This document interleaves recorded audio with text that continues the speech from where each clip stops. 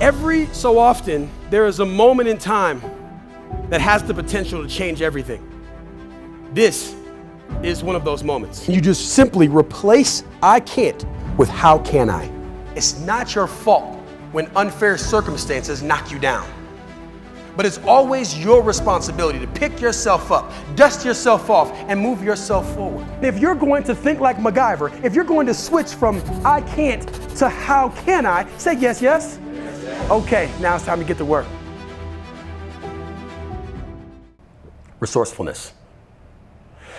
There's an old show called MacGyver. And MacGyver is a guy that a lot of people they say MacGyver is a guy who makes something out of nothing. Well, I think there's a little bit misguided. I think really MacGyver makes something out of what he has. He takes what he has and he makes something from it. So, if you're out in the world, if you haven't watched the show, I recommend watch the show. Now there's two shows, a newfangled show. I don't know anything about that. Watch the old one. That's the one I know about. So if you take the old show and you watch that, you'll see how MacGyver does things. You'll see he can take toothpaste and some crackers and a cell phone and some wire and make a bomb. He took what he had and he made something from it. So if you're in a situation you don't know what's going on, you could say, what will MacGyver do?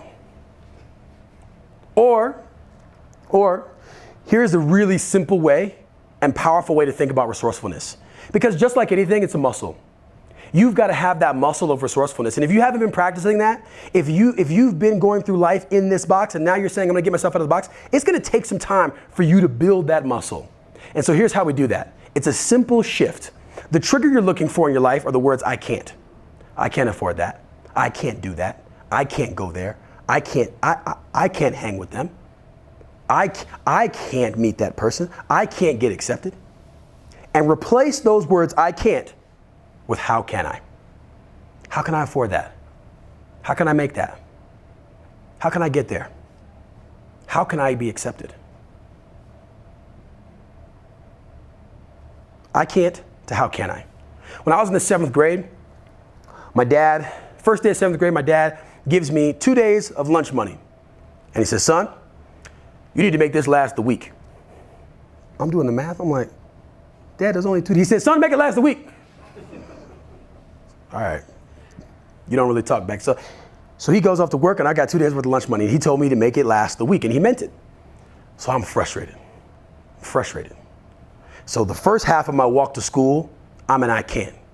Like, what is he talking about, man? I can't take 2 days of lunch money and spread it out to a whole week. These other kids, they got all this stuff. I can't do that. I can't go hungry and then go to football practice. I'm mad. I'm gaining anger just by the second. I can't do that. I'm an athlete. I gotta eat. I gotta fuel my body. I can't do this.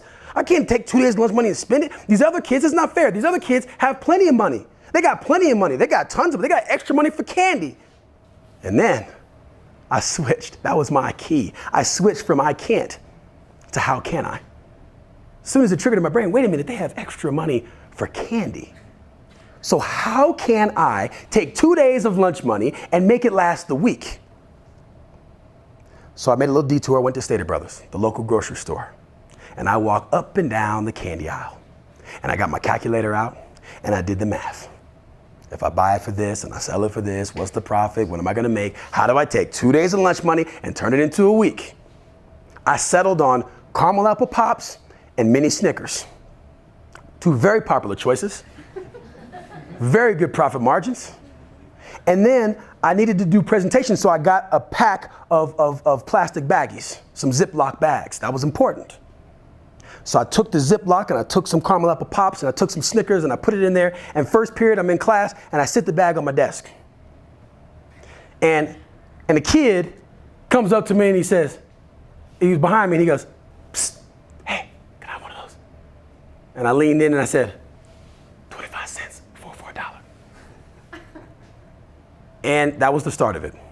I sold candy to everybody. I got a message on Facebook years after and said, I don't really remember you except you're the guy who sold me candy. I sold it to teachers, I sold it to coaches, I sold it to classmates, teammates. I turned 2 days of lunch money into an entire year worth of lunch.